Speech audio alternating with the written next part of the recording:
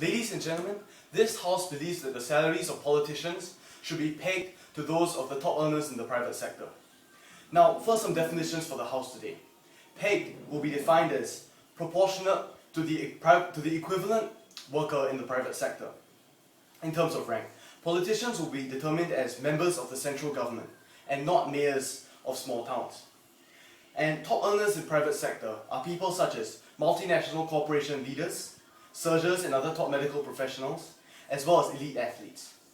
Now, for the policy. Now, our side believes that the policy stated should be flexible. For instance, if the ups and downs of the economy affect the salaries of the top earners, then we believe that the politician's salary should be altered as such.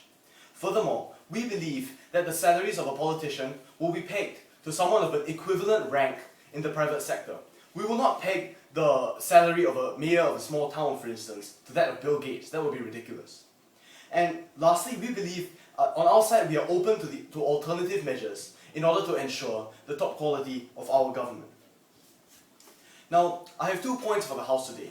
Firstly, on why our policy is principally correct, and furthermore, on how it ensures that there is no talent drain and reduces corruption. Now, firstly, on to my principal argument. Now, the premise of this argument is that politicians require expertise and bear responsibility identical to, if not greater than, that top earners require. And now we believe that this justifies a similar salary. For instance, politicians require in-depth knowledge in fields such as economics, sociology, as well as diplomacy, among other complex skill sets that they require in their everyday jobs. And therefore, it is because of this that they are entrusted with the duty of managing important things such as the country's resources. They manage international relations, which is vital to the survival of our country. And they also create policies to solve social and economic issues, therefore advancing the country's progress. Now, this means that politicians' every action affects people around the entire country. They are held responsible for each and every tiny mistake, because this expands to serious consequences for many people within that nation. And it affects people on the largest scale possible. Students, for instance, are held accountable to their teachers. Teachers to the MOE. And the MOE to whom? To the entire nation. Therefore, we believe that government officials are held responsible to people on the largest scale possible. And this translates into a very high-risk occupation.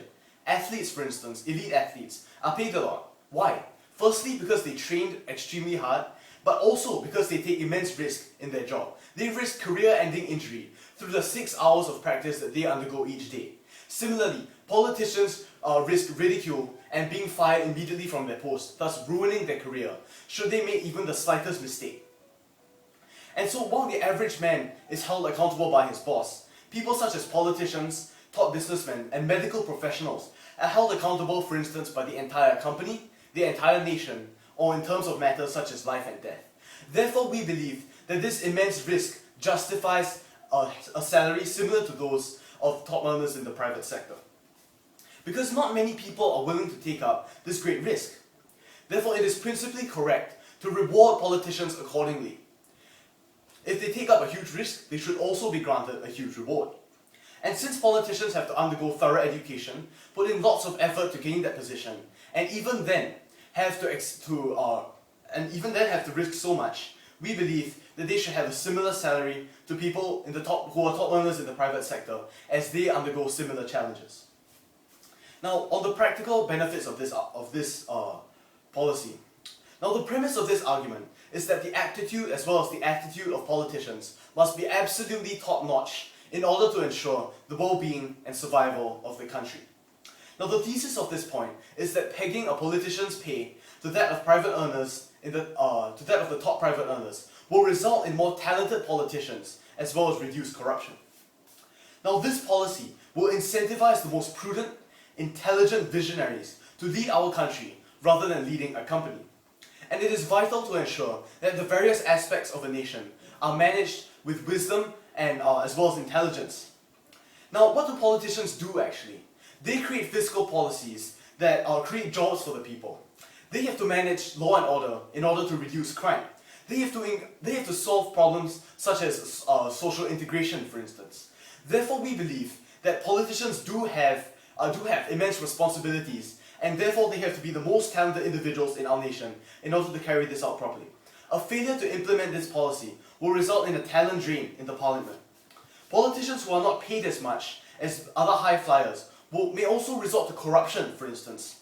Now, in poorer countries, when disaster aid arrives, because the politicians are not paid enough, the politicians take a hefty cut from this aid.